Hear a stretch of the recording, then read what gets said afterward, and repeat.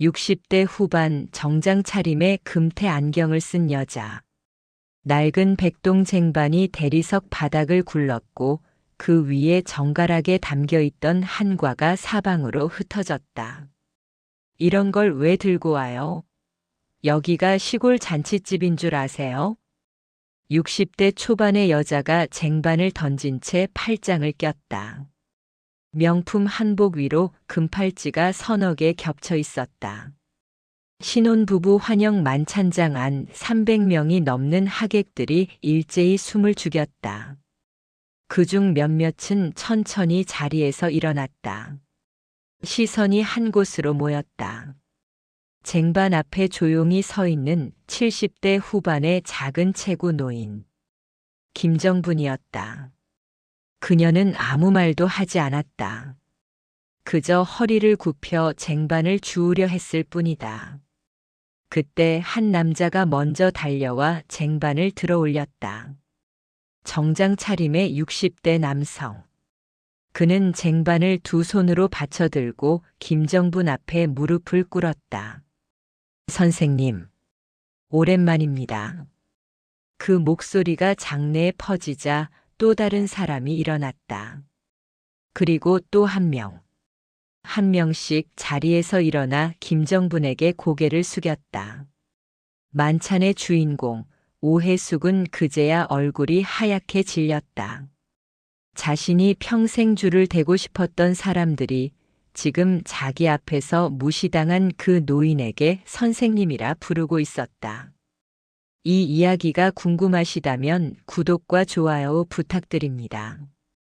김정분은 아들의 차에서 내릴 때부터 불편했다. 호텔 입구에 늘어선 발레 파킹 직원들, 현수막, 포토월. 어머니 괜찮으시죠? 아들 이진호가 조심스럽게 물었다. 김정분은 고개를 끄덕였다. 말은 하지 않았다. 손에 든 보자기가 묵직했다. 안에는 직접 구운 약과와 오래전부터 써온 백동 쟁반이 들어 있었다. 혼사를 앞둔 자리니까 정성이 담긴 걸 준비하는 게 맞다. 그렇게 생각했다. 하지만 로비에 들어서는 순간 그 생각이 조금 흔들렸다. 천장에는 샹들리에가 여러 개 매달려 있었고 벽면에는 환갑을 맞은 오해숙의 대형 사진이 걸려 있었다. 사진 속 그녀는 금빛 한복을 입고 턱을 살짝 들어 올린 채 정면을 응시하고 있었다. 김정분은 그 시선이 왠지 자신을 향하고 있는 것처럼 느껴졌다. 연회장 입구에서 오해숙이 먼저 다가왔다. 어머님 오셨어요? 목소리는 밝았지만 눈빛은 아니었다. 김정분을 위아래로 훑는 시선이 1초도 채 걸리지 않았다. 낡은 코트, 손때 묻은 보자기, 구두조차 몇 년 전 것. 오해숙의 입꼬리가 미세하게 내려갔다. 아, 네. 잘 지내셨어요? 김정분이 작게 답했다. 저도 선물 준비했는데요. 손수 만든 거라 정성만 받아주세요. 보자기를 내밀었다. 오해숙은 받지 않았다. 대신 옆에 서 있던 직원에게 눈짓을 했다. 저기, 이거 보관 좀 해주세요. 나중에 정리할게요. 직원이 보자기를 받아들고 사라졌다. 김정분은 아무 말도 하지 않았다. 그저 고개를 끄덕이고 안으로 들어갔다. 자리는 구석이었다. 무대에서 가장 먼 테이블. 번호표는 28번.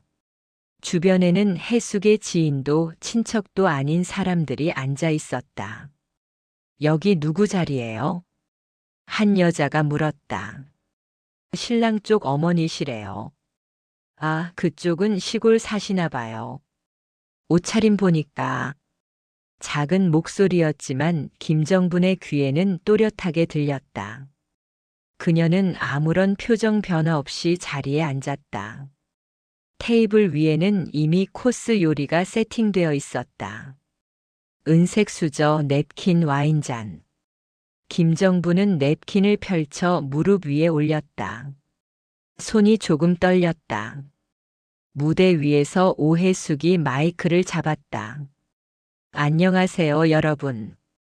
오늘 이렇게 귀한 분들 모셔서 정말 영광입니다. 박수가 터졌다. 제가 이 자리에 서기까지 정말 많은 분들의 도움이 있었어요. 그분들께 감사드리고 싶어서 오늘 이 자리를 마련했습니다. 말은 그렇게 했지만 실제로는 자신의 인맥을 과시하는 자리였다. VIP 테이블에는 지역 유지, 기업인, 정치인까지 앉아 있었다. 오해숙은 한 명 한 명 호명하며 감사 인사를 했다. 그러나 김정분의 이름은 끝까지 나오지 않았다. 식사가 시작됐다. 김정분은 포크를 들었다가 다시 내려놓았다. 입맛이 없었다. 아니, 정확히는 이 자리 자체가 불편했다. 혼사를 앞둔 자리라고 했지만 실제로는 오해숙 본인의 환갑잔치였다. 신랑 쪽 가족은 초대받은 손님 중 극히 일부에 불과했다. 심지어 김정부는 아들과도 떨어져 앉아 있었다.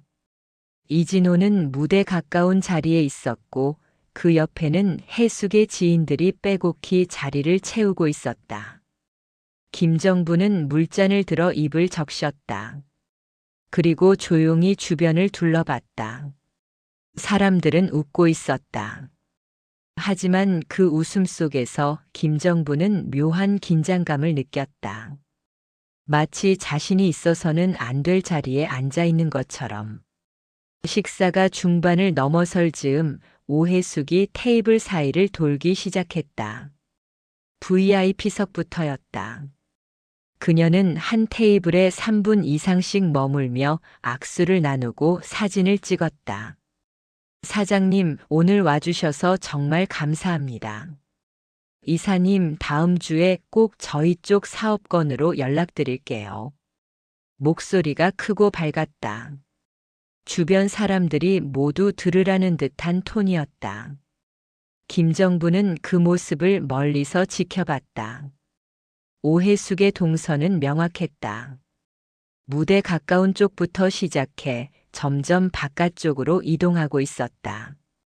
그러나 28번 테이블까지 오는 데는 한참이 걸릴 것 같았다.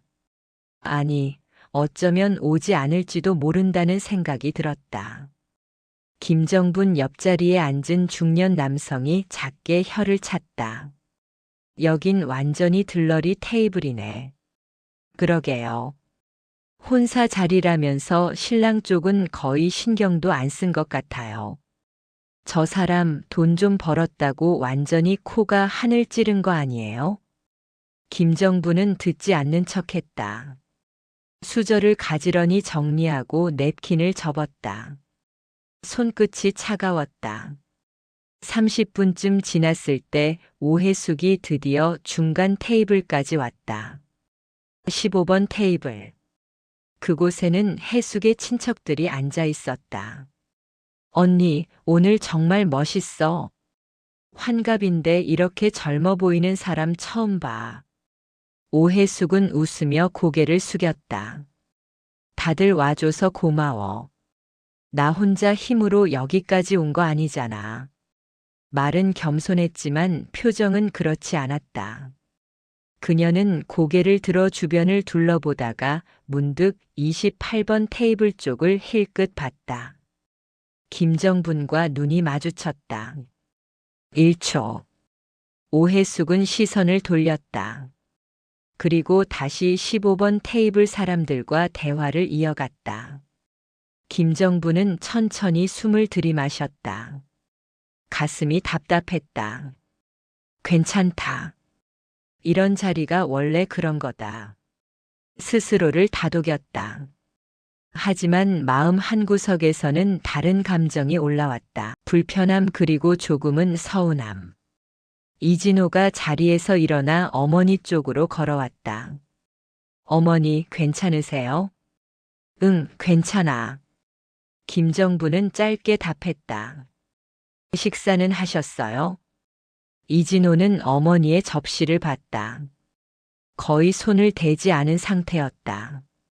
어머니, 제가 자리 바꿔달라고 할까요? 여기는 너무. 아니야. 김정분이 아들의 말을 끊었다. 괜찮다. 내가 신경 쓸 일 아니니까. 목소리는 부드러웠지만 단호했다. 이진호는 더 이상 말하지 않았다. 대신 어머니 옆에 잠시 서 있다가 다시 자기 자리로 돌아갔다.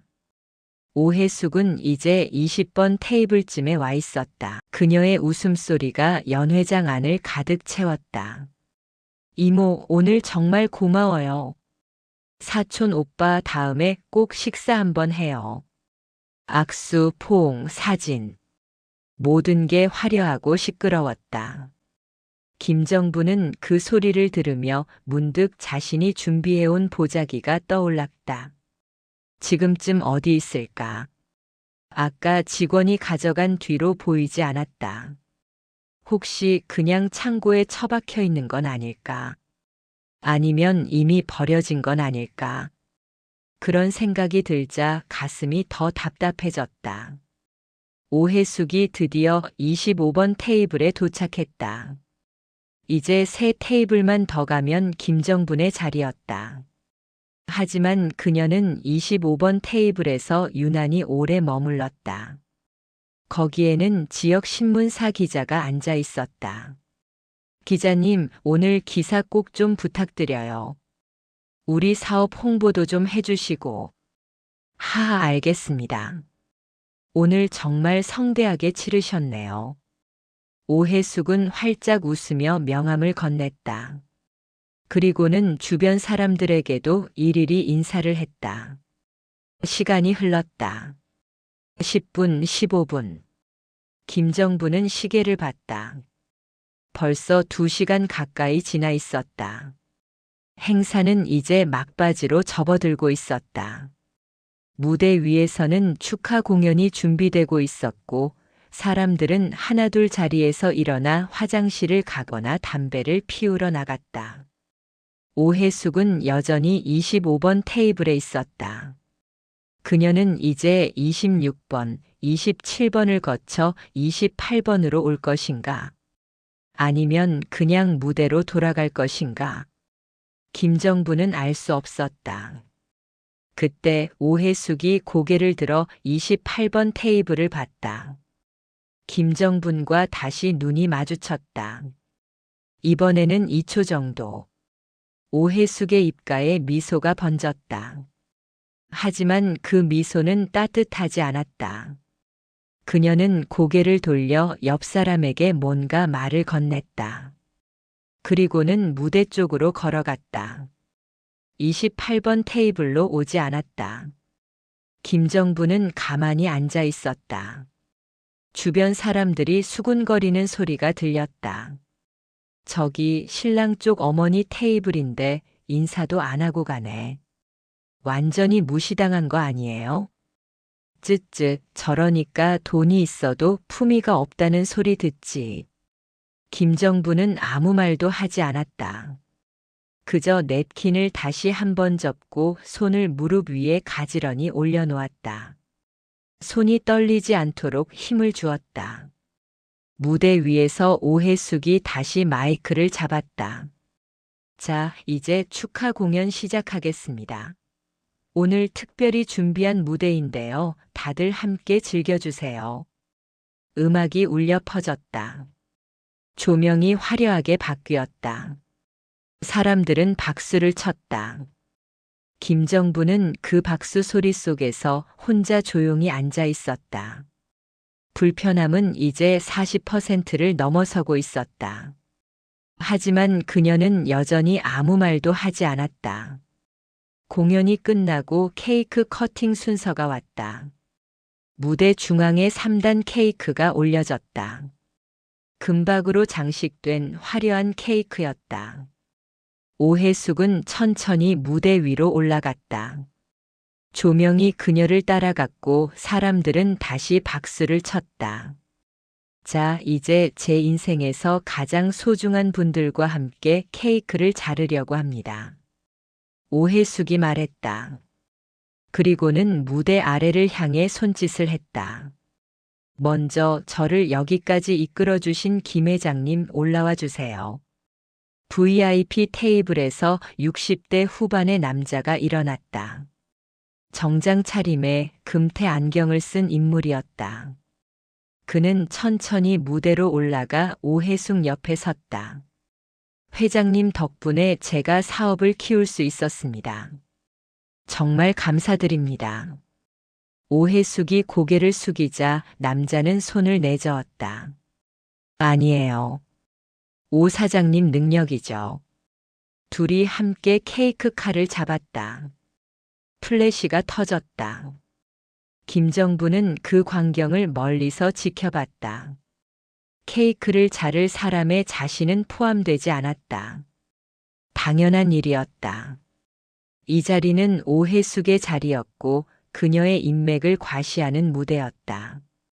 신랑 쪽 가족은 애초에 주인공이 아니었다. 케이크 커팅이 끝나고 다과 시간이 시작됐다. 사람들이 자리에서 일어나 이곳저곳을 돌아다녔다. 김정분도 자리에서 일어났다. 화장실에 가려던 참이었다.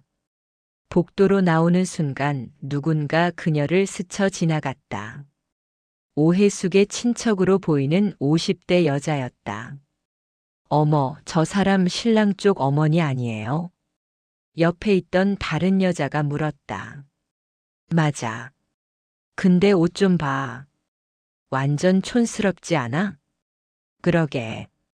저런 옷 입고 이런 데 오면 어떡해. 망신이잖아. 목소리가 작지 않았다. 김정부는 그 말을 다 들었다. 하지만 걸음을 멈추지 않았다. 그냥 지나쳤다. 화장실 거울 앞에 섰다. 김정부는 자신의 모습을 봤다. 낡은 코트, 색이 바랜 스카프, 손때 묻은 핸드백. 촌스럽다. 그 말이 맞는지도 모른다는 생각이 들었다. 하지만 그녀는 평생 이렇게 살아왔다. 화려한 옷, 명품, 치장.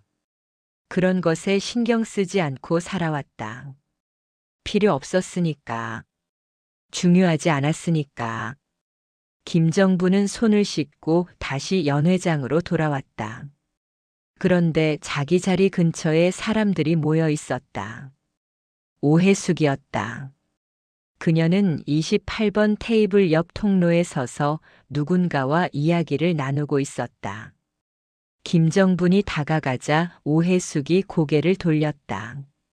아, 어머님. 잠깐 얘기 좀 할까요? 목소리는 여전히 밝았다. 하지만 눈빛은 차가웠다. 오해숙은 김정분을 복도 한쪽으로 데리고 갔다. 사람들 눈에 잘 띄지 않는 구석이었다. 어머님, 오늘 와주셔서 감사해요. 오해숙이 말했다. 김정부는 고개를 끄덕였다. 그런데요. 오해숙의 목소리 톤이 낮아졌다. 오늘 이 자리가 어떤 자리인지 아시죠? 환갑잔치라고 들었어요. 맞아요. 제 환갑잔치예요. 그리고 동시에 제 사업 인맥들한테 우리 집안을 보여주는 자리이기도 하고요. 김정부는 아무 말도 하지 않았다. 그래서 드리는 말씀인데요. 오해숙은 팔짱을 꼈다. 오늘은 좀 조용히 계셔 주시면 안 될까요? 괜히 이상한 행동 하시거나 뭔가 튀는 행동 하시면 곤란해요. 이상한 행동이요? 예를 들어 아까처럼 보자기 같은 거 들고 오시는 것 있잖아요. 오해숙이 작게 웃었다. 저희는 지금 호텔에서 환갑잔치 하는 집안이에요. 근데 시골에서나 쓸 법한 보자기 들고 오시면 좀 그렇잖아요. 김정분의 가슴이 철렁 내려앉았다. 그건 정성을 담아서 준비한 거예요. 정성은 알겠는데 TPO라는 게 있잖아요. 시간, 장소, 상황. 여기에 맞는 선물이 따로 있는 거죠. 오해숙은 손목의 금시계를 만지작거렸다. 어머님은 잘 모르실 수도 있는데 저희는 지금 재계 사람들하고도 연결되려고 하거든요. 그러니까 좀 품위 있게 행동해 주셨으면 좋겠어요. 김정부는 입술을 깨물었다. 품위. 그 단어가 귓속에서 맴돌았다. 알겠어요. 김정분이 짧게 답했다. 그럼 이만 들어가 보세요. 조금 있으면 마무리 순서 시작할 거예요. 오해숙은 그렇게 말하고는 먼저 돌아섰다. 김정부는 그 자리에 잠시 서 있었다. 복도는 조용했다. 멀리서 연회장 안의 웃음소리만 들려왔다. 김정부는 천천히 자기 자리로 돌아왔다. 앉으면서 손이 떨리는 걸 느꼈다. 분노는 아니었다. 수치심도 아니었다. 그냥 서글픔 같은 것이었다. 내가 뭘 잘못했나? 스스로에게 물었다. 손수 만든 약과를 준비한 게 잘못인가? 낡은 쟁반에 담아온 게 잘못인가? 화려한 옷을 입지 않은 게 잘못인가? 무대 위에서 다시 음악이 흘러나왔다. 마무리 순서가 시작되고 있었다. 오해숙이 마이크를 잡고 감사 인사를 했다. 오늘 이 자리에 와주신 모든 분들께 진심으로 감사드립니다. 여러분 덕분에 제가 여기까지 올 수 있었어요. 박수가 터졌다. 앞으로도 더 열심히 살겠습니다. 그리고 저를 믿고 따라와 주시는 분들 절대 실망시키지 않을게요. 더 큰 박수. 김정부는 그 박수 소리 속에서 혼자 조용히 앉아 있었다. 손은 여전히 떨렸다. 하지만 표정은 변하지 않았다. 행사가 끝나고 사람들이 하나둘 자리를 떠나기 시작했다. 김정분도 일어났다. 이진호가 다가왔다. 어머니 괜찮으세요? 응. 짧은 대답이었다. 집에 갈까요? 그래. 둘은 말없이 출구로 향했다. 로비를 지나는데 오해숙이 다른 사람들과 환담을 나누고 있었다. 김정분과 눈이 마주쳤다. 오해숙은 가볍게 손을 흔들었다. 김정분은 고개만 끄덕였다. 차에 탔다. 이진호가 시동을 걸었다. 어머니, 오늘 많이 힘드셨죠? 김정분은 대답하지 않았다. 그저 창밖을 봤다. 호텔 건물이 점점 멀어졌다. 화려한 조명이 밤하늘을 밝히고 있었다. 김정부는 그 불빛을 보며 작게 한숨을 내쉬었다. 그냥 참자. 혼사를 앞둔 일이니까. 아들을 위한 일이니까. 일주일 후 이진호에게 전화가 왔다.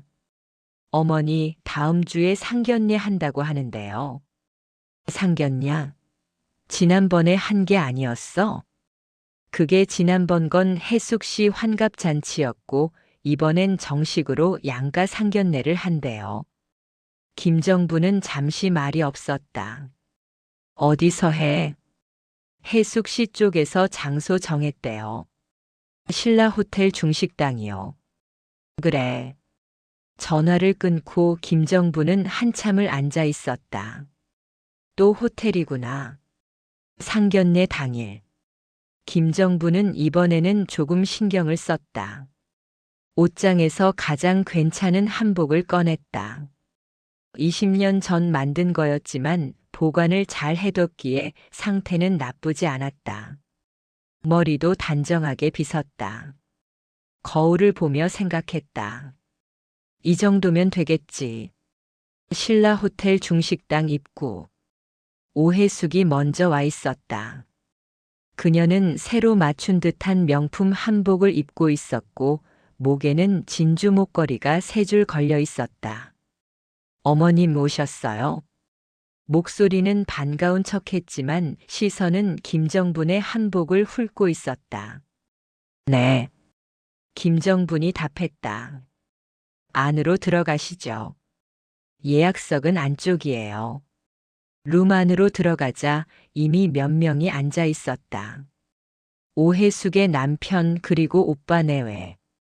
그리고 해숙의 절친이라는 50대 여자 2명. 상견례인데 친구분들도 오셨네요. 이진호가 조심스럽게 물었다. 아, 네. 저희 친구들이 워낙 우리 집안 일을 잘 아니까요. 같이 있으면 자리가 더 화기애애하잖아요. 오해숙이 웃으며 답했다. 김정부는 아무 말도 하지 않았다. 그냥 자리에 앉았다. 자리 배치는 이랬다.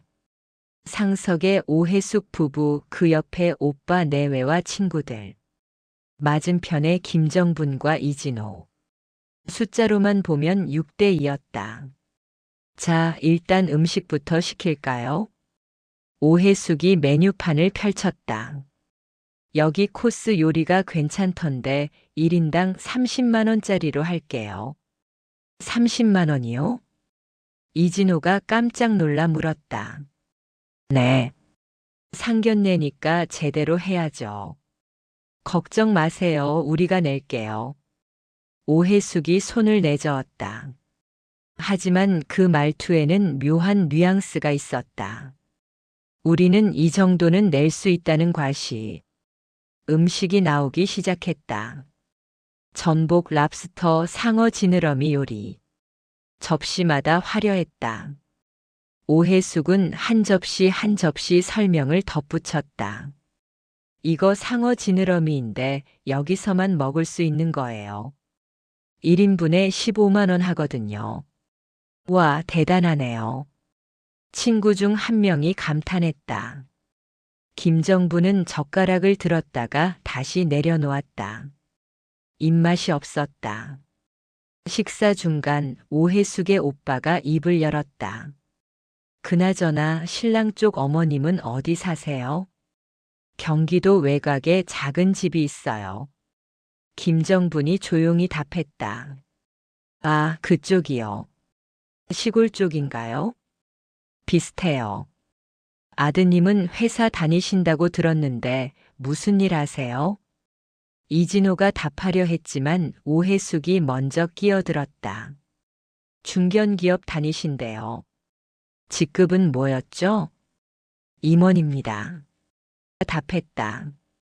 아, 임원. 괜찮네요. 오빠가 고개를 끄덕였다. 하지만 그 눈빛에는 그 정도면 우리보단 한참 아래지라는 생각이 담겨 있었다. 오해숙의 친구 중 한 명이 물었다. 어머님은 평소에 뭐 하시면서 지내세요? 그냥 집에 있어요. 김정분이 답했다. 아, 집에만 계세요? 취미 같은 거 없으세요? 책 읽는 거 좋아해요. 아, 책. 무슨 책 읽으세요? 이것저것요. 대화가 이어지지 않았다. 친구는 어색하게 웃으며 시선을 돌렸다. 오해숙이 다시 말을 이었다. 사돈, 우리 아이 결혼 준비하려면 이것저것 할 게 많은데요. 혹시 도와주실 수 있으세요? 할 수 있는 건 돕죠. 그게요, 예식장이랑 스드메 업체랑 예물 이런 거 다 우리 쪽에서 알아볼 건데, 사돈 쪽 하객 명단이랑 축의금 관리 같은 건 어머님이 해주셨으면 해서요. 김정부는 잠시 멈칫했다. 그건 보통 양쪽이 같이 하는 거 아닌가요? 아, 물론이죠. 근데 우리는 워낙 하객이 많아서요. 한 300명 정도 올 것 같거든요. 그래서 우리 쪽은 저희가 알아서 할 테니까 사돈 쪽 하객은 사돈이 챙겨주시면 되죠. 신랑 쪽 하객은 몇 명 정도 되세요? 오빠가 물었다. 한 50명 정도. 이진호가 조심스럽게 답했다. 50명이요? 적네요. 친구 중 한 명이 작게 중얼거렸다. 하지만 그 소리는 룸 안 모두에게 들렸다. 김정부는 물잔을 들었다. 손이 약간 떨렸다. 50명이 적은 건가? 평생 조용히 살아온 그녀에게 50명도 충분히 많은 숫자였다. 하지만 이 자리에서는 그게 적다는 평가를 받았다. 식사가 끝나갈 무렵 오해숙이 가방에서 서류 봉투를 꺼냈다. 아, 그리고 이거 한번 보세요. 테이블 위에 펼쳐진 건 예식장 견적서였다. 여기 강남 쪽 유명한 예식장인데요. 주말 저녁 타임으로 잡았어요. 비용은 대관료만 8천만 원이고요. 8천만 원이요? 이진호가 눈이 휘둥그레졌다. 네. 근데 우리 쪽에서 6천 낼 테니까 신랑 쪽에서 2천만 원만 부담해 주시면 돼요. 2천만 원. 예물이랑 스드메는 따로고요. 그건 각자 부담하는 걸로 하죠. 오해숙은 마치 아주 합리적인 제안을 하는 것처럼 말했다. 하지만 실제로는 모든 결정을 자기 쪽에서 해놓고 비용만 나눠내라는 것이었다. 이진호가 김정분을 봤다. 김정분은 고개를 끄덕였다. 알겠어요. 준비하겠습니다. 좋아요. 그럼 다음 주까지 입금해 주세요. 오해숙이 환하게 웃었다. 상견례가 끝나고 차에 탔다. 이진호가 핸들을 잡은 채 한숨을 쉬었다. 어머니 괜찮으세요? 응. 너무하지 않아요? 다 자기들이 정해놓고 돈만 내라는 거잖아요. 괜찮아. 결혼 준비가 원래 그런 거야. 김정분의 목소리는 담담했다. 하지만 마음속은 그렇지 않았다. 이게 정말 맞는 건가? 자꾸만 의문이 들었다. 2주 후 예물 고르는 날. 오해숙이 정한 곳은 청담동의 고급 주얼리 매장이었다. 김정부는 이진호와 함께 매장 앞에 섰다. 유리문 너머로 보이는 진열대마다 반짝이는 보석들. 가격표는 보이지 않았지만 분위기만으로도 충분히 비쌀 것 같았다. 어머니 들어가실까요? 그래. 안으로 들어가자 오해숙이 이미 와 있었다. 그리고 옆에는 딸과 또 그 친구 2명이 함께였다. 어머님 오셨어요? 저희 먼저 와서 좀 보고 있었어요. 네. 김정부는 짧게 답하고 매장 안을 둘러봤다. 직원이 다가와 인사를 했다. 어서 오세요. 예물 보러 오신 거죠? 네, 예약했어요. 오해숙이요. 아, 네. 이쪽으로 앉으세요. VIP룸으로 안내받았다. 소파에 앉자 직원이 차를 내왔다. 그리고 곧바로 예물 세트들을 꺼내기 시작했다. 여기 인기 있는 라인이에요. 다이아몬드 1캐럿 이상 들어간 세트고요. 반지, 목걸이, 귀걸이가 한 세트. 가격은 3천만 원부터 시작이었다. 김정부는 숨을 삼켰다. 오해숙이 먼저 손을 뻗어 반지를 끼워봤다. 오, 이거 예쁘다. 얘야, 너도 한번 껴봐. 딸이 반지를 끼웠다. 엄마, 이거 좋은데? 그치? 근데 난 이것보다 저거 더 예쁜 것 같아. 오해숙이 가리킨 건 5천만 원짜리 세트였다. 직원이 재빨리 꺼내왔다. 이건 핑크 다이아몬드가 포인트로 들어간 거예요. 완전 럭셔리한 라인이죠. 오해숙은 반지를 끼고 손을 이리저리 돌려보며 만족스러운 표정을 지었다. 사돈 어때요? 이거 괜찮죠? 김정분에게 물었다. 예쁘네요. 그럼 이걸로 할까요? 오해숙은 이미 결정한 듯 말했다. 근데 이거 5천만 원인데요. 이진호가 조심스럽게 말했다. 네, 알아요. 예물이니까 이 정도는 해야죠. 신랑 쪽에서 2,500, 신부 쪽에서 2,500. 반반 내는 거예요. 사돈 괜찮으시죠? 오해숙이 웃으며 김정분을 봤다.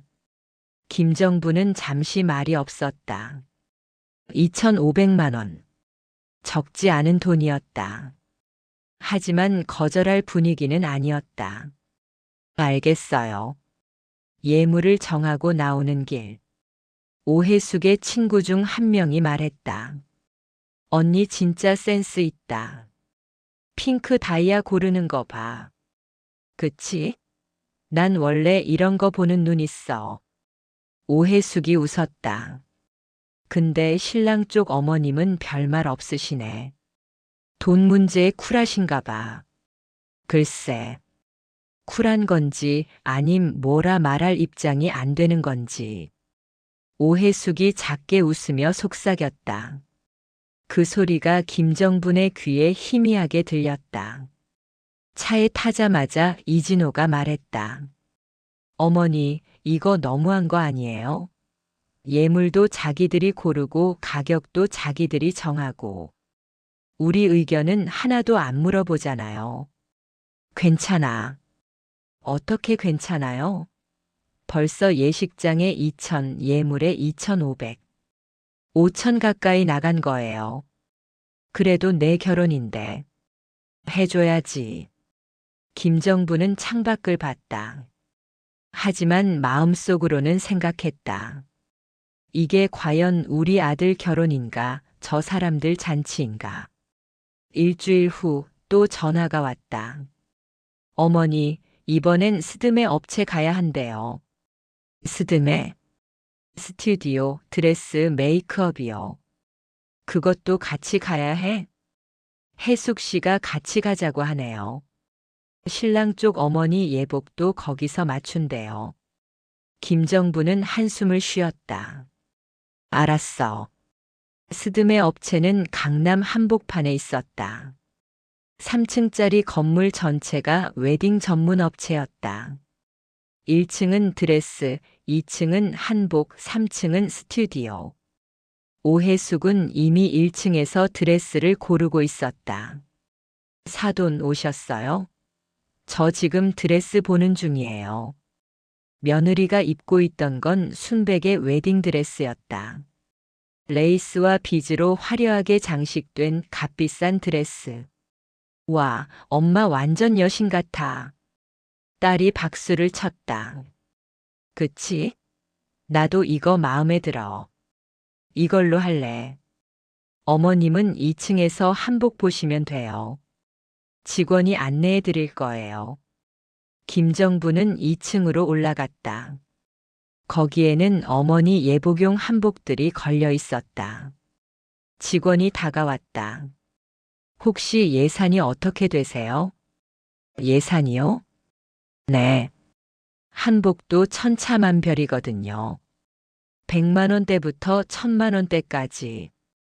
100만 원대 정도면 될 것 같아요. 아, 그럼 이쪽 라인 보시면 돼요. 직원이 안내한 곳은 구석 쪽이었다.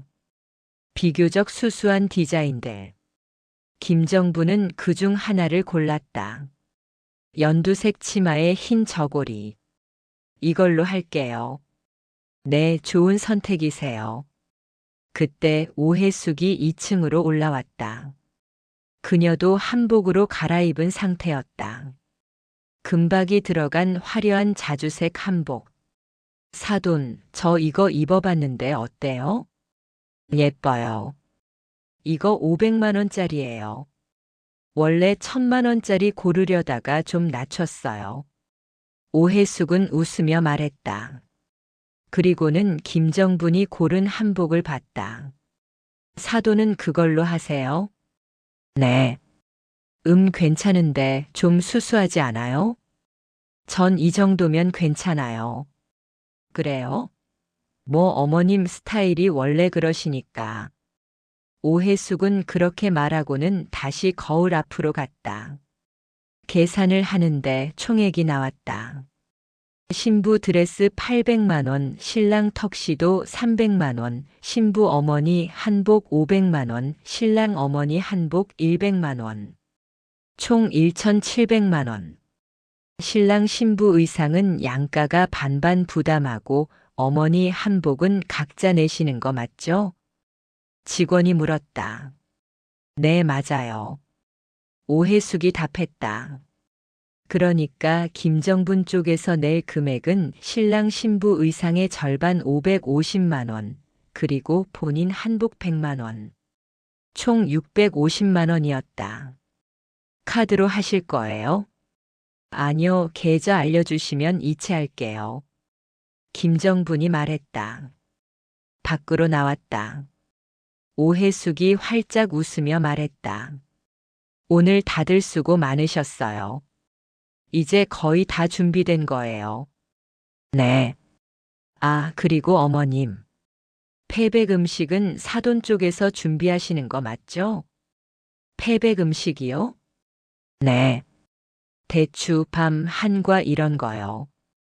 우리 쪽 친척이 좀 많아서 넉넉하게 준비해 주세요. 알겠습니다. 그럼 저희는 이만 갈게요. 다음에 또 봬요. 오해숙은 손을 흔들며 자기 차로 갔다. 김정부는 그 자리에 서서 멀어지는 차를 바라봤다. 이진호가 조심스럽게 말했다. 어머니, 이거 너무 한 거 아니에요? 김정부는 대답하지 않았다. 그저 천천히 걸음을 옮겼다. 마음속에서는 숫자가 계속 더해지고 있었다. 예식장 2,000, 예물 2,500, 스드메 650, 그리고 패백 음식까지. 벌써 5천만 원이 훌쩍 넘었다. 하지만 그보다 더 무거운 건 돈이 아니었다. 나는 지금 뭐 하고 있는 건가? 준비하는 게 아니라 그냥 시키는 대로 돈만 내고 있는 것 같았다. 존중받는 기분은 단 한 번도 들지 않았다. 결혼식 한 달 전. 청첩장 디자인 확인하는 날이었다. 오해숙이 보내온 파일을 열어보는 순간 김정부는 숨이 막혔다. 청첩장 앞면에는 신부 측 혼주의 이름이 크게 박혀 있었다. 오해숙, 그리고 그녀의 남편 이름. 뒷면 하단 구석 작은 글씨로 신랑 측 혼주. 김정분과 고인이 된 남편의 이름. 크기가 절반도 안 됐다. 김정부는 화면을 한참 바라봤다. 이게 맞나? 청첩장 한 장에도 위계가 있었다. 누가 주인이고 누가 손님인지 한눈에 보였다. 전화가 왔다. 어머님, 청첩장 확인하셨어요? 괜찮으시죠? 김정부는 입을 열었다가 다시 닫았다. 뭐라고 말해야 할지 몰랐다. 응. 그 한마디가 전부였다. 좋아요. 그럼 이대로 인쇄 들어갈게요. 어머님 쪽 하객 명단은 언제쯤 주실 수 있어요? 이번 주 안으로 줄게. 네, 부탁드려요. 그럼 끊을게요. 통화가 끊겼다. 김정부는 휴대폰을 내려놓고 청첩장 파일을 다시 봤다. 화면 속 작은 글씨. 그 글씨가 자꾸 흐릿해졌다. 며칠 후 예식장에서 최종 점검 미팅이 있었다. 김정부는 이진호와 함께 갔다. 예식장 플래너가 준비한 자료를 펼쳐 보이며 설명했다. 주례, 사회자, 식순, 음악, 패백실 사용 시간. 모든 게 이미 정해져 있었다. 신랑 측에서 확인하실 부분 있으세요? 플래너가 물었다. 김정부는 자료를 천천히 넘겼다. 하객 배석 구성이 눈에 들어왔다. 신부 측 200명, 신랑 측 50명. 좌석 배치도 그에 맞춰져 있었다. 신부 측이 4분의 3을 차지했다. 하객 수가 좀 차이가 많이 나네요. 이진호가 조심스럽게 말했다. 네, 신부 측 하객이 많으셔서 그렇게 배치했어요. 괜찮으시죠? 플래너는 마치 당연하다는 듯 말했다. 김정부는 고개를 끄덕였다. 뭐라 할 말이 없었다. 실제로 신랑 측 하객이 적긴 했으니까. 그때 오해숙이 들어왔다. 어머님 오셨어요? 미팅 잘 되고 있어요? 네. 좋아요. 아, 그리고 어머님. 폐백실 사용 시간이 30분밖에 안 되는데 우리 쪽 친척이 많아서 시간이 부족할 것 같아요. 그럼 어떻게 하죠? 플래너가 물었다.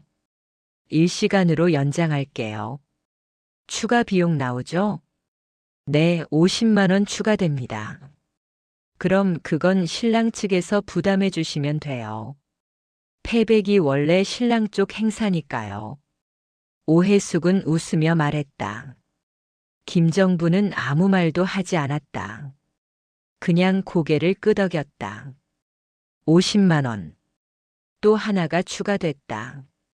미팅이 끝나고 예식장을 나섰다. 주차장으로 걸어가는데 뒤에서 오해숙의 목소리가 들렸다. 해숙은 친구와 통화 중이었다. 응, 오늘 미팅 끝났어. 신랑 쪽. 그냥 다 우리 말대로 하더라. 뭐 딱히 의견도 없고. 웃음소리가 이어졌다. 딱히 의견도 없고. 웃음소리가 이어졌다. 맞아. 그쪽은 워낙 조용하잖아. 배경도 별로 없고. 그냥 우리가 리드하는 게 낫지. 김정부는 걸음을 멈췄다. 이진호가 어머니의 팔을 잡았다. 어머니 가요. 김정부는 고개를 끄덕이고 다시 걸었다. 하지만 그 목소리가 귓속에서 맴돌았다. 배경도 별로 없고. 차에 탔다. 시동을 걸고도 한동안 출발하지 않았다. 이진호가 핸들을 잡은 채 입을 열었다. 어머니, 이거 정말 이대로 진행하는 게 맞을까요? 김정부는 대답하지 않았다. 창밖을 보고 있었다.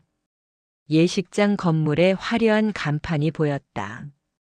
이 모든 게 끝나면 뭐가 남을까? 돈만 쓰고 무시당하고 구석에 앉아있던 기억만 남는 건 아닐까? 집으로 돌아와서도 마음이 편치 않았다. 김정부는 서랍을 열었다. 그 안에는 예전에 준비했던 보자기가 있었다. 환갑잔치 때 가져갔다가 돌려받은 그 보자기. 손때 묻은 백동 쟁반도 함께 들어 있었다. 김정부는 쟁반을 꺼내 천천히 닦았다. 오래된 쟁반이었지만 닦으면 여전히 은은한 빛이 났다. 정성이 담긴 걸 준비하는 게 맞다고 생각했는데 그게 잘못이었나. 결혼식 2주 전 또 연락이 왔다. 이번엔 식순 관련이었다. 어머님, 패백 때 어머님이 신부한테 해주실 말씀 준비하셨어요? 말씀이요? 응. 보통 시어머니가 며느리한테 덕담 같은 거 해주잖아요. 김정부는 잠시 멈칫했다. 아직 생각 안 해봤어. 아, 그래요? 그럼 얼른 준비해 주세요. 영상 찍을 거거든요. 영상을? 네. 패백 장면 영상으로 남기려고요. 그러니까 어머님도 카메라 보고 예쁘게 웃으면서 말씀해 주세요. 전화가 끊겼다. 김정부는 휴대폰을 내려놓고 한참을 앉아 있었다. 카메라 보고 예쁘게 웃으면서 그게 연기처럼 느껴졌다. 진심이 아니라 보여주기 위한 것.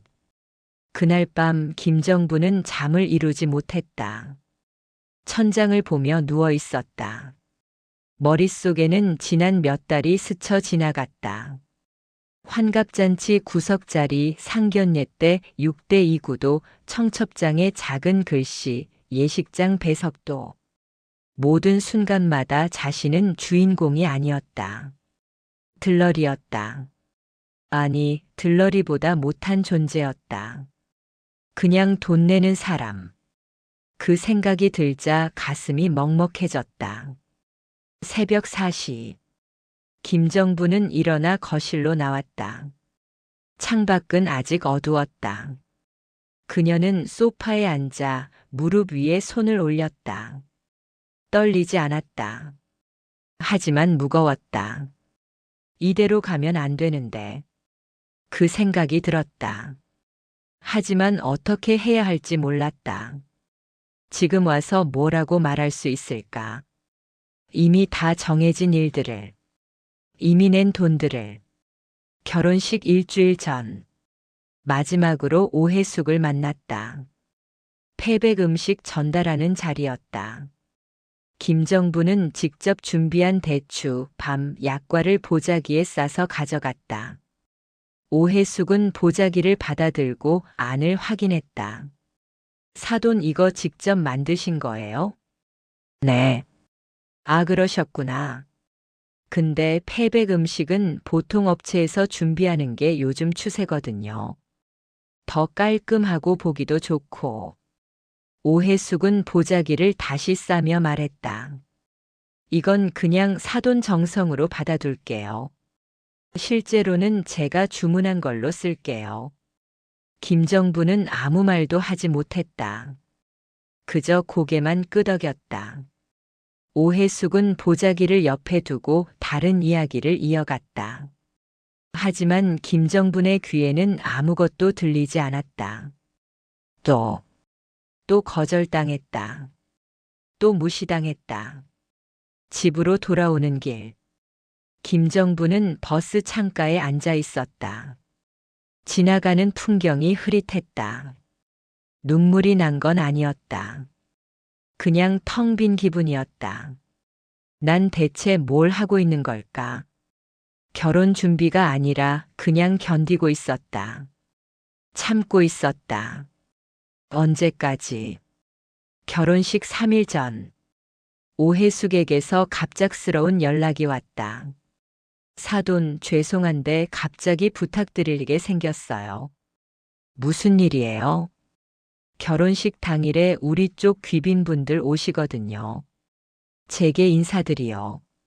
그분들한테 인사 좀 드리고 싶은데 사돈이 좀 도와주실 수 있으세요? 김정부는 잠시 말이 없었다. 제가요? 네. 뭐 거창한 거 아니고요. 그냥 귀빈실에서 차 대접 같은 거 좀 해주시면 돼요. 저희는 사진 찍고 하느라 바쁠 것 같아서요. 어머님 괜찮으시죠? 간단한 거예요. 김정부는 입술을 깨물었다. 결혼식 당일 신랑 어머니가 해야 할 일은 따로 있었다. 귀빈 시중이 아니라. 하지만 거절할 수 없었다. 알겠습니다. 감사해요, 사돈. 그럼 당일에 봬요. 전화를 끊고 김정부는 한참을 그 자리에 서 있었다. 차 대접. 결혼식장에서 신랑 어머니가 신부 측 귀빈들에게 차를 따르는 일. 그게 무엇을 의미하는지 알았다. 하인처럼 보이는 것. 그날 밤 이진호가 찾아왔다. 어머니, 제가 거절하겠습니다. 이건 너무 심해요. 아니야. 어떻게 아니에요? 결혼식 당일인데 어머니를 귀빈 시중 드는 사람으로 쓰겠다는 거잖아요. 그래도 이미 약속했어. 김정분의 목소리는 낮았다. 이진호는 어머니를 봤다.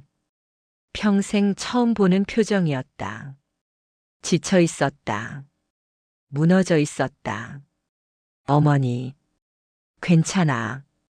결혼식만 끝내면 돼. 그럼 끝이야. 김정부는 그렇게 말하고 방으로 들어갔다. 결혼식 전날 밤. 김정부는 옷장에서 한복을 꺼냈다. 스드메 업체에서 맞춘 연두색 치마에 흰 저고리. 걸어두고 보니 더 수수해 보였다. 오해숙의 화려한 금박 한복과는 비교도 안 됐다. 김정부는 한복을 쓰다듬었다. 이 옷을 입고 차를 따르는 거구나. 새벽. 김정부는 잠을 잘 수 없었다. 침대에 누워 천장을 보며 생각했다. 내일이 지나면 이 모든 게 끝난다. 그런데 왜 이렇게 마음이 무거운가? 기쁜 일인데, 아들의 결혼식인데, 가슴 속에는 기쁨이 아니라 무언가 다른 감정이 차올랐다. 무엇이라 이름 붙일 수 없는 결혼식 당일 아침. 김정부는 일찍 일어나 준비를 했다. 한복을 입고 머리를 단정히 빗었다. 거울을 봤다. 낯선 사람이 보였다. 평생 이렇게 화려한 자리에 서본 적 없는 사람. 아니, 화려한 게 아니라 그냥 들러리로 서게 될 사람. 예식장에 도착했다. 이미 사람들이 몰려 있었다. 신부 측 하객들이 로비를 가득 채우고 있었다. 웃음소리, 인사소리, 카메라 플래시. 김정부는 그 사이를 지나 신랑 대기실로 갔다. 이진호가 턱시도를 입고 서 있었다. 어머니 오셨어요. 응. 준비 다 됐니? 네. 이진호는 어머니를 봤다. 뭔가 말하고 싶었지만 차마 꺼낼 수 없었다. 김정부는 아들의 어깨를 가볍게 두드렸다. 괜찮아. 다 잘 될 거야. 예식 시작 1시간 전. 오해숙이 김정분을 찾아왔다. 사돈, 귀빈실 이쪽이에요. 따라오세요. 김정부는 그녀를 따라갔다. 복도 끝 작은 룸이었다. 안에는 이미 차 세트가 준비되어 있었다. 찻주전자, 찻잔, 다과. 귀빈분들 오시면 여기서 차 대접해 주시면 돼요. 그리고 혹시 뭐 필요한 거 있으시면 말씀해 주시고요. 오해숙은 웃으며 말했다. 마치 직원에게 업무 지시하듯. 김정부는 고개를 끄덕였다. 몇 분이나 오시는데요? 한 78명 정도요. 다 저희 사업 관련 귀빈들이에요. 잘 모시면 저희한테도 좋으니까 부탁드려요. 오해숙은 그렇게 말하고 나갔다. 김정부는 혼자 귀빈실에 남았다. 찻주전자를 만지작거렸다. 차가웠다. 손이 떨렸다. 분노 때문이 아니었다. 수치심 때문이었다. 나는 지금 무엇을 하고 있는가? 30분 후. 귀빈들이 들어오기 시작했다. 60대 중반의 남자들, 정장 차림의 명함을 주고받는 사람들.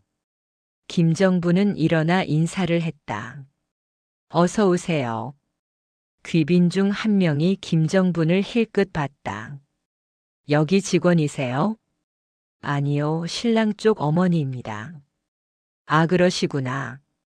남자는 별 관심 없다는 듯 자리에 앉았다. 김정부는 찻주전자를 들고 한 명씩 차를 따랐다. 손이 계속 떨렸다. 찻잔에 차가 흘렀다. 아, 조심하세요.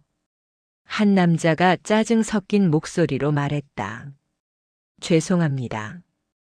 김정부는 고개를 숙였다. 귀빈들은 서로 대화를 나눴다. 사업 이야기, 골프 이야기, 주식 이야기.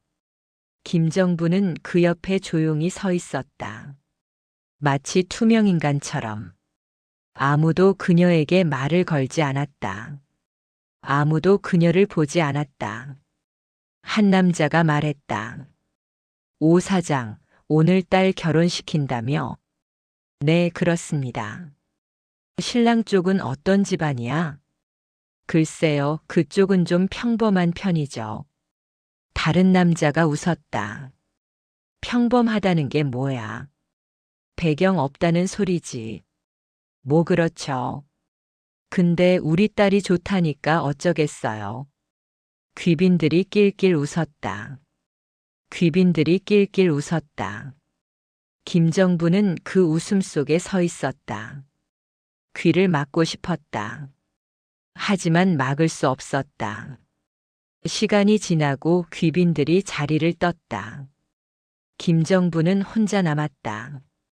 찻잔들이 어지럽게 놓여 있었다. 그녀는 천천히 찻잔을 정리했다. 손이 떨리는 게 멈추지 않았다. 예식장 복도로 나왔다. 사람들이 분주하게 오갔다. 김정부는 그 사이에 서서 숨을 고르려 했다. 하지만 숨이 제대로 쉬어지지 않았다. 가슴이 답답했다. 조금만 더 참으면 된다.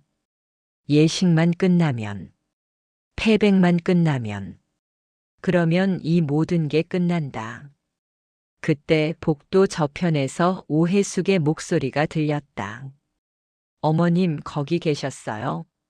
이제 입장 준비해야 해요. 빨리 오세요. 김정부는 고개를 들었다. 오해숙이 손짓을 하고 있었다. 서두르라는 의미였다.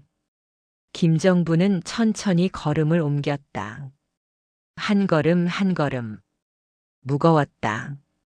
예식이 시작됐다. 김정부는 신랑 어머니석에 앉았다. 맨 앞줄 하지만 가장자리였다. 중앙은 신부 측 가족이 차지하고 있었다. 오해숙은 금박 한복을 입고 화려하게 빛나고 있었다. 반면 김정분의 연두색 한복은 조명 아래에서도 수수했다. 식이 진행됐다. 줄의 말씀, 성혼 선언, 축가. 모든 게 빠르게 지나갔다. 김정부는 그 시간 내내 고개를 들 수 없었다. 주변 시선이 느껴졌다. 신부 측 하객들이 힐끗힐끗 자신을 보는 것 같았다. 저 사람이 신랑 어머니구나. 옷 좀 봐, 완전 촌스럽네. 실제로 들린 말은 아니었지만 그렇게 들리는 것 같았다. 예식이 끝나고 패백 시간이 됐다. 패백실로 이동했다. 신랑 신부가 먼저 들어와 있었다. 그리고 양가 부모. 오해숙은 여전히 환한 미소를 지었다. 카메라가 세팅되어 있었다. 영상 촬영용이었다. 자, 그럼 시작하겠습니다. 신랑 신부 큰절 올려주세요. 스태프의 목소리. 신랑 신부가 절을 올렸다. 김정부는 받았다. 가슴이 먹먹했다. 이게 끝이구나. 패백 음식이 나왔다. 김정분이 준비한 게 아니라 업체에서 준비한 것들이었다. 플라스틱 용기에 담긴 깔끔한 대추와 밤. 김정분이 직접 만든 약과는 어디에도 보이지 않았다. 그녀는 아무 말하지 않았다. 자, 이제 시어머니께서 며느리에게 덕담 부탁드립니다. 스태프가 말했다. 카메라 렌즈가 김정분을 향했다. 김정분은 며느리를 봤다. 젊고 예쁜 여자. 웃고 있었지만 그 눈빛에는 긴장이 있었다. 김정분은 입을 열었다. 잘 살아라. 짧은 한마디였다. 더 이상 말이 나오지 않았다. 며느리는 어색하게 웃으며 고개를 숙였다. 어머님, 좀 더 길게 말씀해 주시면 좋을 것 같은데요. 스태프가 조심스럽게 말했다. 김정부는 입술을 깨물었다. 뭐라고 말해야 할까? 우리 아들 잘 부탁한다. 행복하게 살아라. 그 말들이 입에서 나오지 않았다. 지금 이 순간 자신이 느끼는 건 축복이 아니었다. 오해숙이 끼어들었다. 괜찮아요. 사돈이 원래 말씀 적으신 분이니까. 웃으면서 한 말이었지만 그 안에는 무시가 담겨 있었다. 김정부는 고개를 숙였다. 더 이상 카메라를 볼 수 없었다. 패백이 끝나고 신부 측 친척들이 몰려들었다. 30명도 넘었다. 좁은 패백실이 순식간에 가득 찼다. 우리의 이제 시집가네. 신랑 참 잘생겼다. 소란스러웠다. 김정부는 구석으로 밀려났다. 신부 측 친척들이 신랑 신부를 둘러싸고 사진을 찍었다. 김정부는 그 뒤편에 서 있었다. 아무도 그녀를 사진에 넣으려 하지 않았다. 그때 오해숙의 오빠가 큰 소리로 말했다. 야, 신랑 쪽도 사진 찍어야지. 신랑 어머니 어디 계세요? 김정분이 손을 들려 했다. 하지만 그보다 오빠가 먼저 말했다. 아, 저기 계시네. 어머님, 이리 오세요. 사진 찍어야죠. 김정부는 사람들 틈을 비집고 앞으로 나갔다. 하지만 자리가 없었다.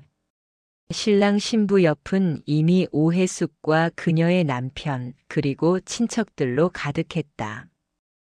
자리가 없네. 어머님 뒤에 서세요. 김정부는 뒤로 밀려났다. 사진이 찍혔다.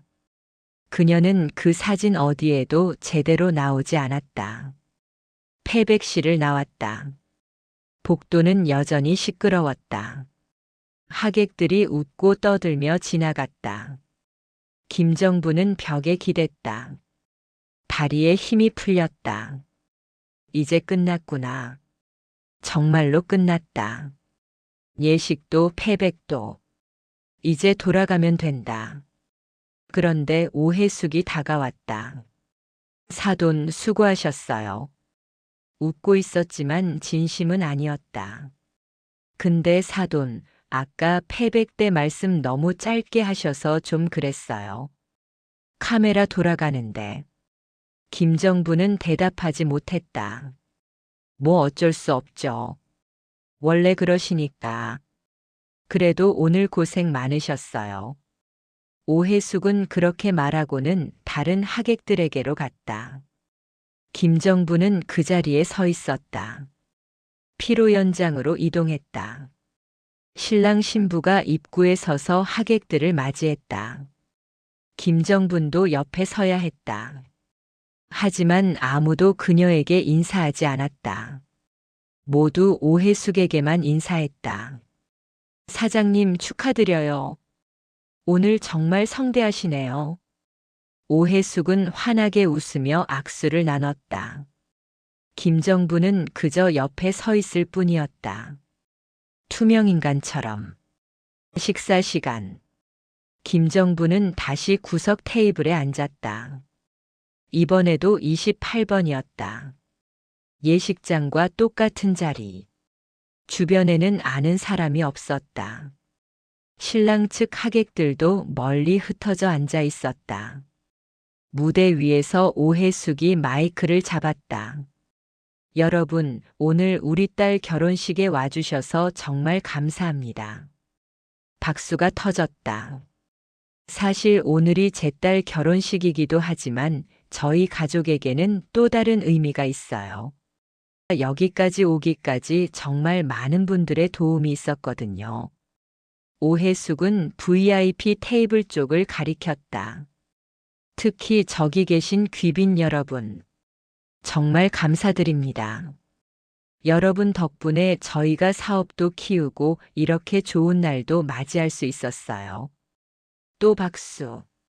김정부는 그 박수 소리를 들으며 생각했다.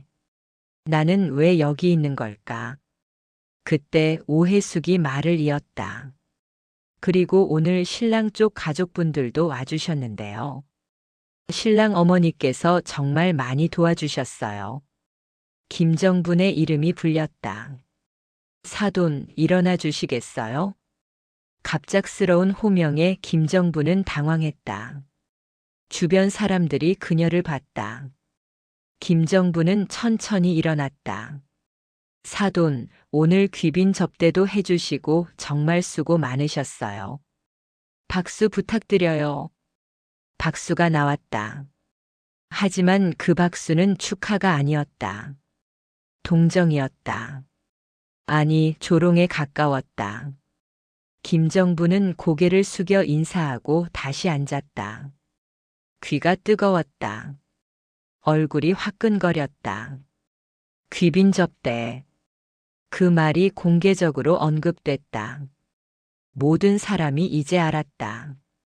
신랑 어머니가 결혼식 당일 귀빈들에게 차를 따랐다는 것을. 주변에서 수군거리는 소리가 들렸다.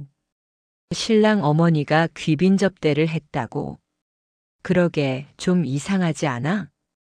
완전 무시당한 거 아니야. 김정부는 숨을 참았다.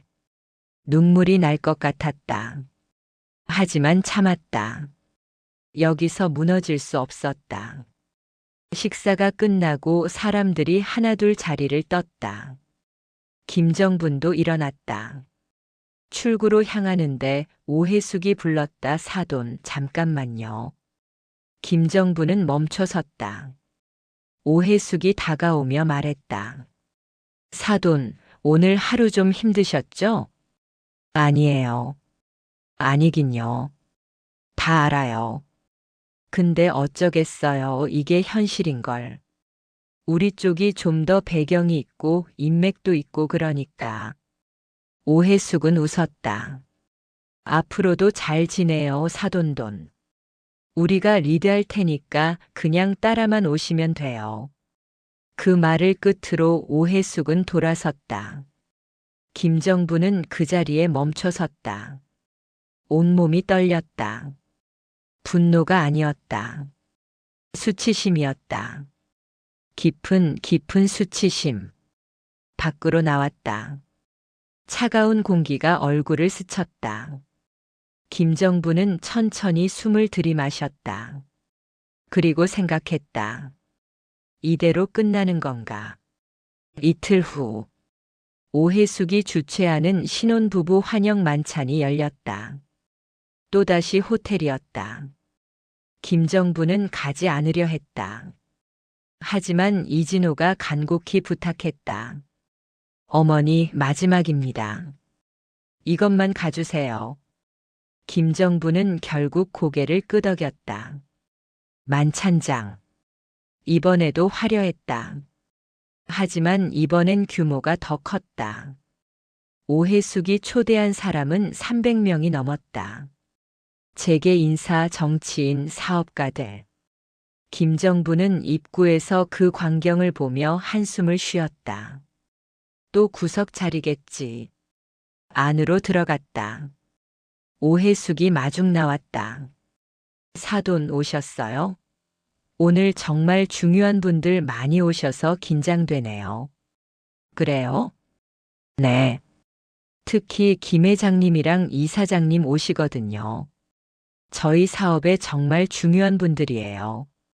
오해숙의 목소리에는 흥분이 섞여 있었다. 사돈은 저쪽 테이블에 앉으시면 돼요. 역시나 구석이었다. 김정부는 아무 말 없이 자리로 갔다. 하객들이 입장하기 시작했다. 정장 차림의 남자들, 화려한 드레스의 여자들.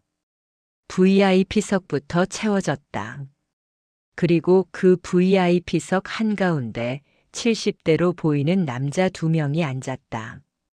한 명은 회색 양복을 입은 김 회장. 다른 한 명은 검은 양복의 이 사장. 오해숙은 그들 앞에서 허리를 90도로 굽혔다. 필사적이었다. 식사가 시작됐다. 오해숙은 VIP 테이블을 오가며 인사를 했다. 김정부는 멀리서 그 모습을 봤다. 저렇게까지 해야 하나. 식사 중간 오해숙이 무대로 올라갔다. 여러분, 오늘 이렇게 귀한 분들을 모시게 되어 영광입니다. 마이크를 잡은 그녀의 목소리는 떨리고 있었다. 긴장 때문이었다. 오늘 특별히 제가 평소 존경하던 분들께 감사 인사를 드리고 싶어서 이 자리를 마련했습니다. 오해숙은 VIP석을 향해 고개를 숙였다. 김 회장님, 이 사장님 정말 감사드립니다. 박수가 나왔다. 그때 김정분이 앉은 테이블 근처로 한 남자가 지나갔다. 60대 후반 정장 차림에 금태 안경을 쓴 남자. 그는 걸음을 멈추고 김정분을 봤다. 멈칫했다. 혹시. 남자의 얼굴이 굳었다. 김정부는 고개를 들었다. 남자와 눈이 마주쳤다. 선생님 맞으십니까? 남자의 목소리가 떨렸다. 김정부는 잠시 남자를 봤다. 오랜만이네요. 짧은 대답이었다. 남자는 그 자리에서 곧바로 허리를 굽혔다. 90도로. 선생님 정말 오랜만입니다. 여기 왜 이런 자리에? 남자는 주변을 둘러봤다. 구석 테이블. 28번. 그의 얼굴이 굳어졌다. 잠시만 기다려 주십시오. 남자는 황급히 VIP석으로 갔다. 김 회장과 이 사장에게 뭔가 속삭였다. 두 사람의 표정이 변했다. 김 회장이 자리에서 일어났다. 이 사장도 따라 일어났다. 그리고 그들은 김정분이 앉은 테이블로 걸어왔다. 장내가 조용해졌다. 사람들이 일제히 그쪽을 봤다. 왜 VIP들이 구석 테이블로 가는가? 오해숙도 무대 위에서 그 광경을 봤다. 표정이 굳어졌다. 김 회장이 김정분 앞에 섰다. 그리고 천천히 무릎을 꿇었다. 선생님. 한 단어. 하지만 그 무게가 달랐다. 이 사장도 옆에 무릎을 꿇었다. 선생님 정말 오랜만입니다. 김정부는 그들을 봤다. 일어나세요. 여기서 이러면 곤란해요. 아닙니다. 선생님께 제대로 인사드려야죠. 김 회장의 목소리는 단호했다. 그는 고개를 숙인 채 말했다. 선생님 아니었으면 저희 회사는 없었습니다. 장내가 술렁이기 시작했다. 저 사람이 누구야? 김 회장이 무릎 꿇은 거 처음 보는데. 대체 무슨 일이야? 그때 VIP석에 있던 다른 사람들도 하나둘 일어났다. 60대 남자, 70대 여자, 50대 사업가. 그들 모두 김정분을 향해 걸어왔다.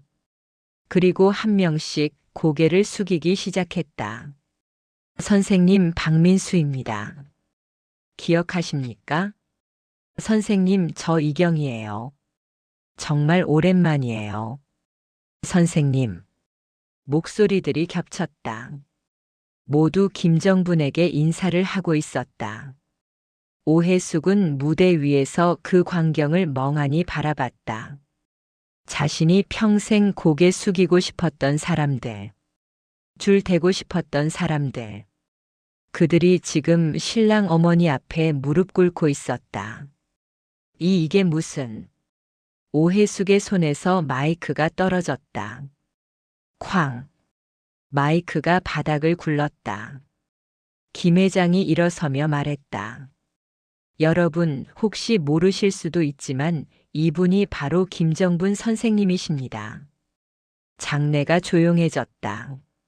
30년 전 저희 회사가 막 시작할 때, 아무것도 없었을 때, 선생님께서 모든 걸 지원해 주셨습니다. 자금, 인맥, 그리고 정신적 지주까지. 김 회장의 목소리가 떨렸다. 선생님은 단 한 푼의 지분도 단 하나의 직함도 요구하지 않으셨습니다. 그저 조용히 우리를 키워주셨죠. 이 사장이 이어 말했다. 저 역시 마찬가지입니다. 제가 사업 실패로 무너졌을 때 선생님께서 다시 일어날 수 있게 해주셨습니다. 다른 사람들도 하나씩 입을 열었다. 저도 선생님 덕분에 지금 이 자리에 있습니다. 선생님의 가르침이 없었다면 저는 아무것도 아니었을 겁니다. 목소리들이 쌓였다. 감사, 존경, 빛. 오해숙은 무대 계단을 내려왔다. 다리가 후들거렸다. 얼굴이 창백해졌다. 저 노인이, 저 평범해 보이는 노인이, 자신이 귀빈 접대를 시켰던 사람, 차를 따르게 했던 사람, 구석 자리에 앉혔던 사람. 그 사람이 바로 재계 전체가 고개 숙이는 존재였다. 김정부는 천천히 일어났다. 다들 과찬이십니다. 저는 그저 할 수 있는 걸 했을 뿐이에요. 아닙니다, 선생님. 김 회장이 고개를 저었다. 선생님께서는 우리 모두의 스승이십니다. 스승이라는 말은 과합니다. 아닙니다. 김 회장은 단호하게 말했다. 그리고 주변을 둘러봤다. 여기 계신 분들 중 절반 이상이 선생님의 은혜를 입었습니다. 그걸 모두가 알아야 합니다. 장내가 다시 술렁였다. 사람들이 일어나기 시작했다. 1명, 2명, 10명. 그들은 모두 김정분을 향해 고개를 숙였다. 박수가 터져 나왔다. 진심에서 우러나온 박수. 오해숙은 그 박수 소리 속에 서 있었다. 아무도 그녀를 보지 않았다. 아무도 그녀에게 박수치지 않았다. 모든 시선이 김정분에게 향해 있었다. 오해숙의 다리가 풀렸다. 그 자리에 주저앉았다. 얼굴을 감쌌다. 내가 무슨 짓을 한 거야. 귀빈 접대, 구석자리, 무시, 모욕. 그 모든 것이 머릿속을 스쳤다. 그리고 깨달았다. 자신이 평생 오르려고 했던 그 정상. 그 정상에 이미 서 있던 사람을 자신이 발밑에 두려 했다는 것을 김 회장이 김정분에게 말했다. 선생님, 이 자리 주인공은 선생님이십니다. VIP석으로 모시겠습니다. 아니에요, 괜찮습니다. 아닙니다. 이건 예의의 문제입니다. 김 회장은 직접 김정분의 팔을 부축했다. 그리고 VIP석 정중앙으로 안내했다. 가장 높은 자리, 가장 중심이 되는 자리. 김정분이 앉자 모든 사람이 다시 박수를 쳤다. 기립박수였다. 오해숙은 그 박수 소리 속에서 바닥에 주저앉은 채로 고개를 들지 못했다. 자신이 초대한 사람들, 자신이 줄 대려고 했던 사람들, 그들 모두가 지금 자신이 아닌 다른 사람 앞에 무릎 꿇고 있었다. 이진호가 어머니에게 다가왔다. 어머니. 김정분은 아들을 봤다. 괜찮아. 짧은 대답이었다. 하지만 그 눈빛에는 더 이상 수치심이 없었다. 만찬은 그렇게 끝났다. 아니, 오해숙의 만찬은 끝났고 김정분의 자리가 시작됐다. 만찬이 끝나고 일주일 후 오해숙의 사업체 문이 닫혔다. 거래처들이 하나둘 계약을 끊었다. 김 회장과 이사장을 비롯한 재계 인사들이 손을 뗀 것이다. 이유는 간단했다. 그런 사람과는 일할 수 없다. 오해숙은 매일 전화를 걸었다. 하지만 아무도 받지 않았다. 한때 자신에게 고개 숙이던 사람들, 명함을 건네던 사람들, 그들 모두 연락을 끊었다. 소문은 빠르게 퍼졌다. 김정분 선생님을 모욕한 사람. 재계에서 그보다 더 나쁜 꼬리표는 없었다. 한 달 후, 오해숙의 부동산도 처분됐다. 빚을 갚기 위해서였다.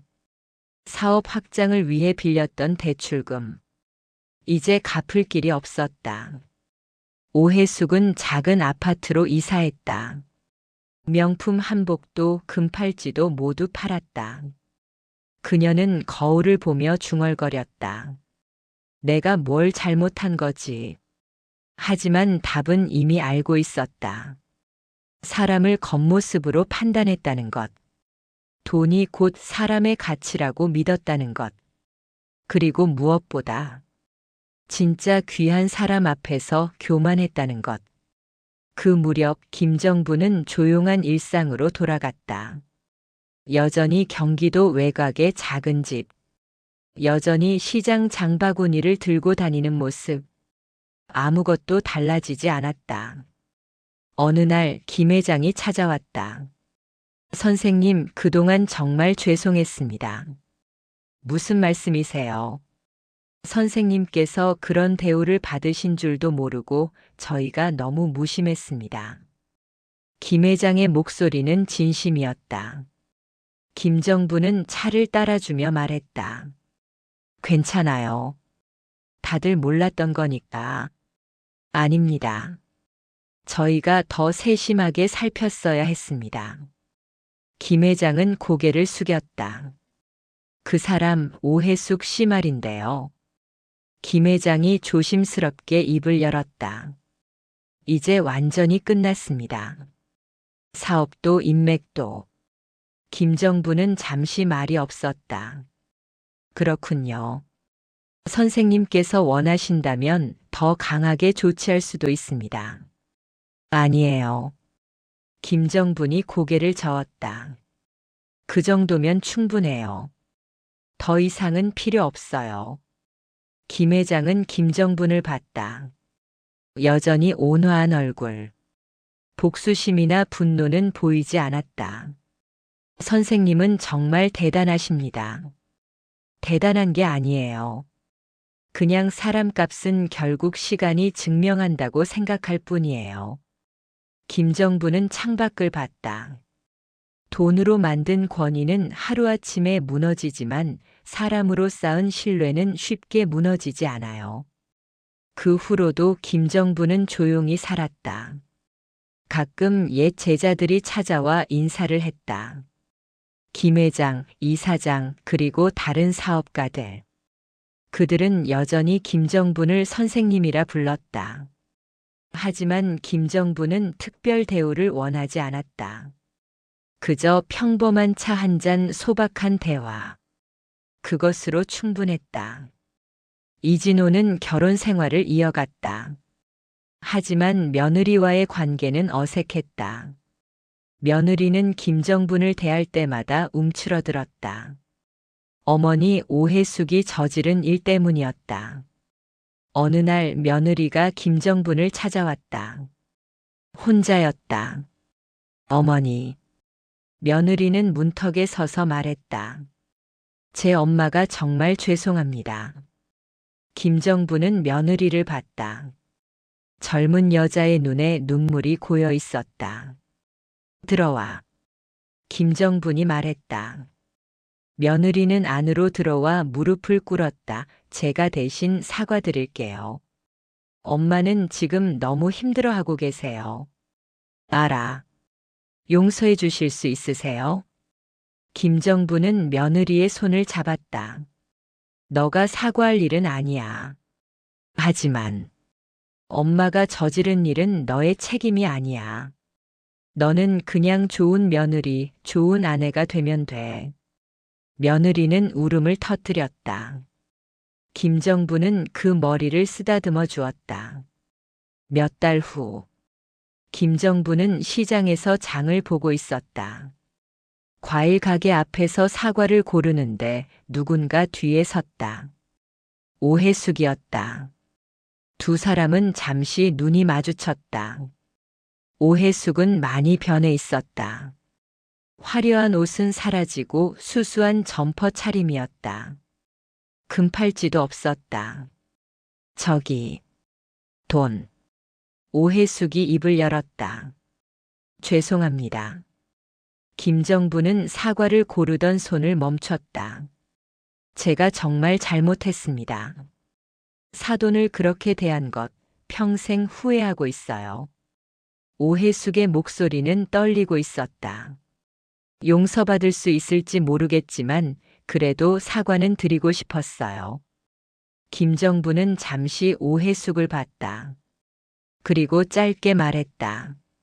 알겠어요. 네. 당신이 뭘 깨달았는지는 모르겠지만 그게 진심이라면 다행이에요. 김정부는 사과를 집어 봉투에 담았다. 하지만 용서는 제가 해줄 수 있는 게 아니에요. 그럼 당신 스스로에게 물어보세요. 앞으로 어떻게 살 건지. 김정부는 봉투를 들고 자리를 떴다. 오해숙은 그 자리에 멍하니 서 있었다. 집으로 돌아오는 길. 김정부는 천천히 걸었다.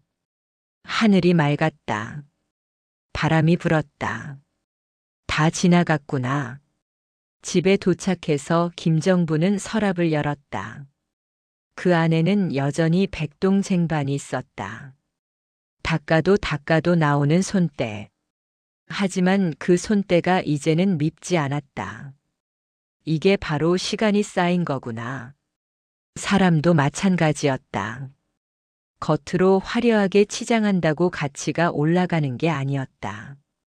시간이 쌓이고 신뢰가 쌓이고 관계가 쌓여야 진짜 값어치가 생기는 것이었다.